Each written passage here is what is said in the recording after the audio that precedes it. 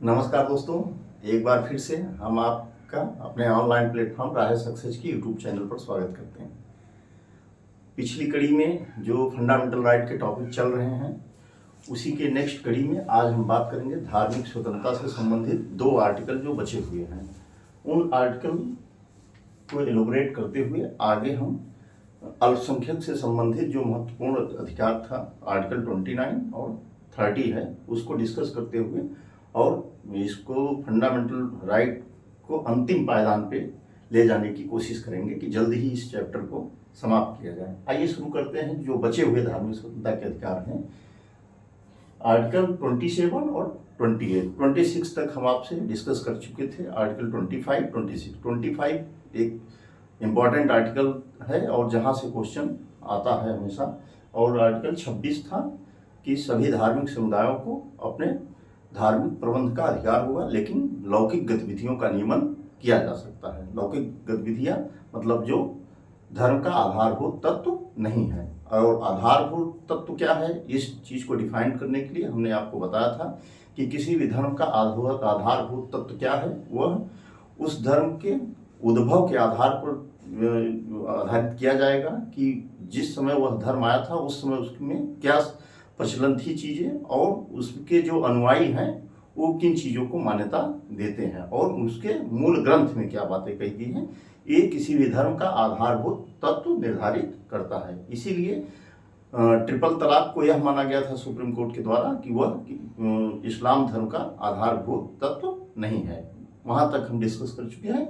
आइए डिस्कस करते हैं उसके नेक्स्ट कड़ी में आर्टिकल 27 कहता है कि कोई भी ऐसा कर नहीं लगाया जाएगा कि जिस कर से किसी धर्म विशेष को प्रोत्साहन देने के लिए उस धन का उपयोग किया जा सके। अर्थात कोई भी ऐसा कर नहीं लगाया जाएगा जिससे प्राप्त आय किसी धर्म विशेष की उन्नति के लिए व्यय की जाती हो। इसका तात्पर्य यह है कि भारत के नागरिकों पर कोई भी ऐसा कर आरोपित नहीं किया जाएगा जिसके आय को एकत्र करके किसी विशेष धर्म को प्रोत्साहन करने के लिए उसमें उपयोग किया जाए। आर्टिकल 27 सिंपल सा है। फिर आर्टिकल 28 है, कह रहा है कि राज्य की शिक्षा संस्थाओं में धार्मिक शिक्षा की मनाही करता है संविधान कि जो राज्य की शिक्षा संस्थाएं हैं उन शिक्षा संस्थाओं में धार्मिक शिक्षा नहीं दी जा सकती है, लेकिन इसमें कुछ कंडीशन है और कुछ अपवाद हैं। आइए हम देखने की कोशिश करते हैं कि शिक्षा संस्था क्या है और धार्मिक शिक्षा में जो राज्य द्वारा वित्त पोषित हो, फंडिंग हो जिसमें, उसमें धार्मिक शिक्षा बिल्कुल नहीं दी जा सकती है। और जो राज्य द्वारा आर्थिक सहायता प्राप्त हो और जो राज्य द्वारा मान्यता प्राप्त हो और आर्थिक सहायता प्राप्त हो उसमें दिया जा सकता है, परंतु बाध्य नहीं किया जा सकता है धार्मिक शिक्षा लेने के लिए।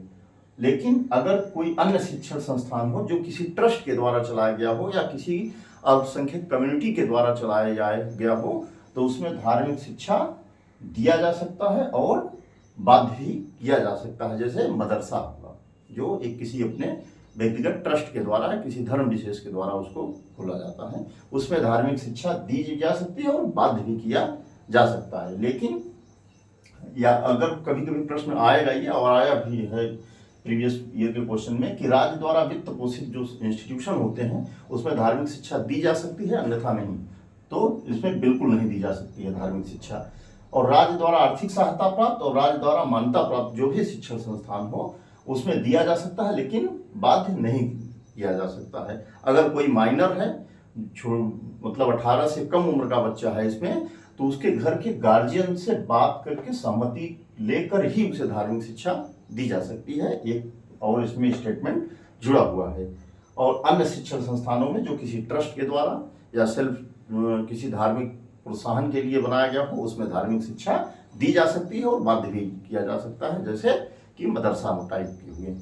ठीक, ये है आर्टिकल 27 और 28 यहाँ तक। बस कभी अगर क्वेश्चन आ सकता है यहाँ से तो आर्टिकल 28 से आएगा कि राज्य द्वारा फंडिंग जो हो तो उसमें धार्मिक शिक्षा दी जा सकती है या नहीं, या इन दोनों में पूछ सकता है कि अगर कोई माइनर है तो उसके लिए क्या है कि उसके घर के जो भी गार्जियन है या जो भी अभिभावक है उससे सहमति लेकर ही उसको धार्मिक शिक्षा दी जा सकती है। ज़्यादा से ज़्यादा इंपॉर्टेंट 25 था और 27, 28 यहाँ से धार्मिक स्वतंत्रता का अधिकार एक आर्टिकल जो था वो खत्म हुआ फंडामेंटल राइट का। हम इसके नेक्स्ट कड़ी में देखते हैं कि अल्पसंख्यक शैक्षणिक सांस्कृतिक अधिकार। यह जो है, जो लास्ट का पांचवा अधिकार है हमारा, ये कई बार प्रश्न में आया हुआ है और लगातार सभी कमीशन के एग्जाम में यहाँ से क्वेश्चन पूछा जाता है। और सिंपल सा कि अल्पसंख्यक से संबंधित कौन सा अनुच्छेद है। कई प्रश्न में बीपीएससी, यूपीपीएससी, कई कमीशन के एग्जाम में लगातार यहाँ से प्रश्न आता रहा है कि अल्पसंख्यक के हितों से संबंधित निम्न में कौन सा आर्टिकल संबंधित है।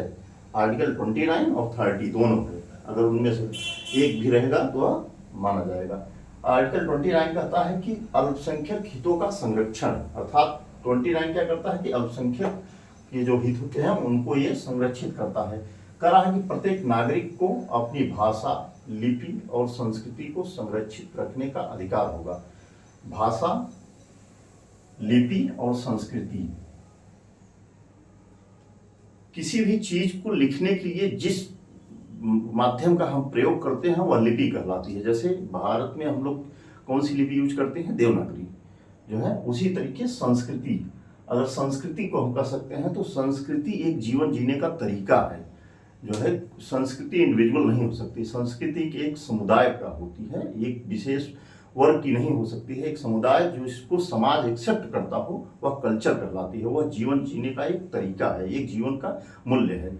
कल्चर उसे कहते हैं, जैसे कि बंगाली में अगर आप देखिए, कोई व्यक्ति अगर धोती कुर्ता इस टाइप का पहनता हो तो वह वहाँ की बंगाली संस्कृति है। अगर कोई इंडिविजुअल, एक पर्सन कोई भी अपना वेशभूषा या धारण करता है, रहन, वह वहाँ की कल्चर नहीं हो सकती है। कल्चर, संस्कृति का तात्पर्य है कि एक विशेष समुदाय एक्सेप्ट न करते हुए सभी वर्गों के द्वारा उसे एक्सेप्ट किया जाए। जैसे बंगाली संस्कृति, उड़िया संस्कृति, उड़ीसा में जो बातें अलग अपना एक समुदाय होता है, तो एक समाज के द्वारा मान्यता प्राप्त हो और वहाँ के लोगों के द्वारा, एक वर्गों के द्वारा एक्सेप्ट किया जाता रहे जिन मूल्यों को, मानदंडों को, उसे संस्कृति कहते हैं। यह एक जीवन जीने का तरीका है, उसे कल्चर कहा जाता है।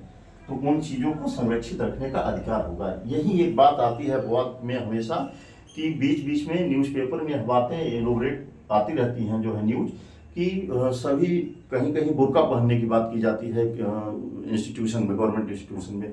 वहाँ जो लोग जाते हैं इसी के थ्रू जाते हैं कि आर्टिकल 25 का उपयोग करते हैं कि हमारे धार्मिक स्वतंत्रता का अधिकार है, और फिर आर्टिकल 29 आ जाते हैं। यहाँ वो इस चीज़ों को कंटेंट करके बोलते हैं कि आर्टिकल 29 के तहत यह हमारी संस्कृति को संरक्षित करने का अधिकार है। इसीलिए यह अपवाद स्वरूप मैटर हो जाता है और यह न्यायालय में, जुडिशरी में जाता है। वहाँ से भी देखिए तमाम शिक्षण संस्थानों में यह मुद्दा हमेशा उभरता रहता है।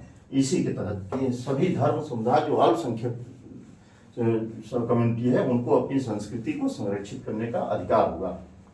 और ऐसे व्यक्तियों के साथ शिक्षा संस्थाओं में भेदभाव नहीं किया जाएगा। किन आधार पर भेदभाव नहीं किया जाएगा? धर्म, जाति, लिंग और वेशभूषा के आधार पर किसी भी प्रकार का भेदभाव नहीं किया जाएगा शैक्षणिक शिक्षा संस्थाओं में। अब हम यहाँ देखते हैं आर्टिकल 30। आर्टिकल 29 तमाम कई बार कमीशन में, एक बार हम आपसे फिर से रिपीट कर रहे हैं कि यह प्रश्न कई बार पूछा गया है एग्जाम में। 29 और 30 की अल्पसंख्यक हितों से संबंधित निम्न में कौन सा अनुच्छेद है? आर्टिकल 29 और 30 यह अपनी भाषा, कल्चर और लिपि को अधिकार संरक्षित करने का अधिकार देता है और ऐसे व्यक्तियों को किसी भी शैक्षणिक शिक्षा संस्थाओं में धर्म, जाति, लिंग और वेशभूषा के आधार पर भेदभाव नहीं किया जा सकता है।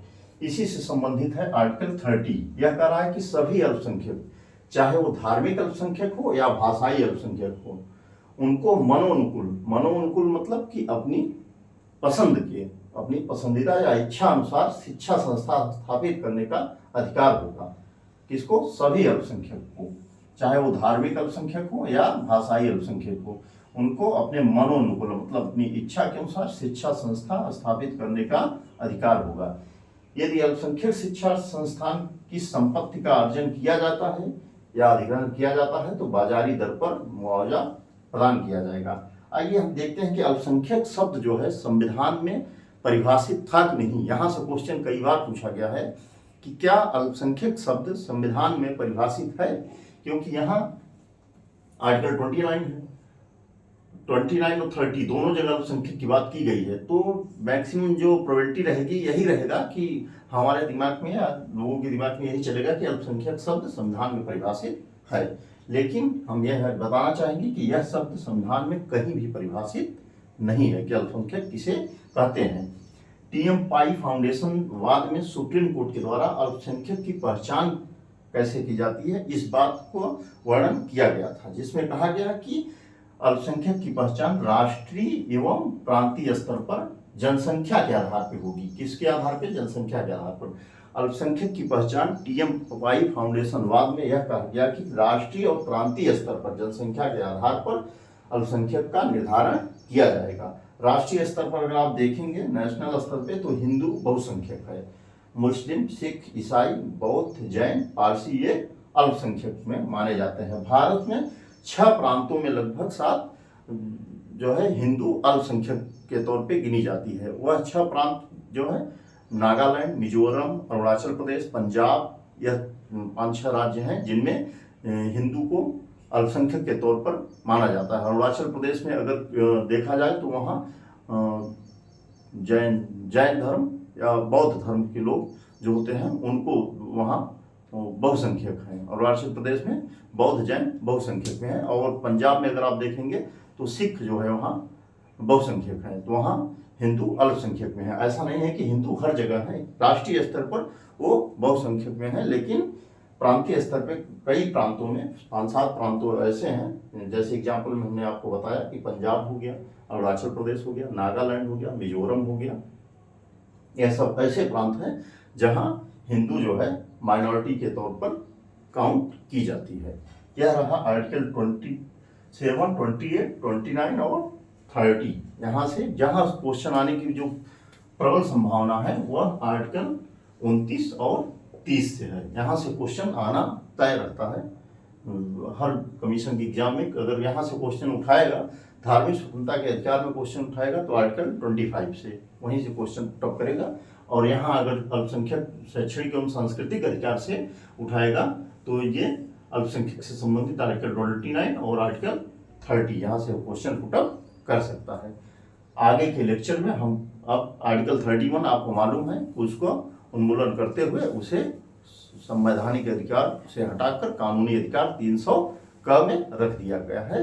उसको हटाते हुए टोटल 6 अधिकार बचे हुए हैं जो है फंडामेंटल राइट। अब आगे की नेक्स्ट कड़ी में हम आर्टिकल 32 शुरू करेंगे जो संवैधानिक उपचारों का अधिकार है, जो हमारे फंडामेंटल राइट के वायलेशन में हमें प्रोटेक्ट करने का अधिकार देता है और वो स्वयं में खुद का एक फंडामेंटल राइट है। हम इसको एलोबरेट करते हुए फिर एक टॉपिक और हम इस पे डिस्कस करेंगे कि क्या फंडामेंटल राइट में संशोधन हो सकता है, अगर संशोधन हुआ है तो कैसे हुआ है, क्या प्रावधान है, फंडामेंटल राइट संशोधनी है या नहीं। 2 लेक्चर इसमें और लगेंगे, संभावना यही रहेगी, लेकिन हम उम्मीद करते हैं कि जितना भी फंडामेंटल राइट का लेक्चर खत्म होगा इसके बाद टॉपिक, अगर आप एक बार इसका रिवीजन करेंगे तो पूरी आशा है हमें कि कभी किसी भी प्रश्न को आप करने में असमर्थ अपने आप को नहीं पाएंगे। तब तक के लिए हमें सपोर्ट करते रहिए और हमारे चैनल को लाइक, सब्सक्राइब, शेयर करते हुए हमारा मनोबल बढ़ाएं। मिलेंगे नेक्स्ट कड़ी में, तब तक के लिए जय हिंद, जय भारत।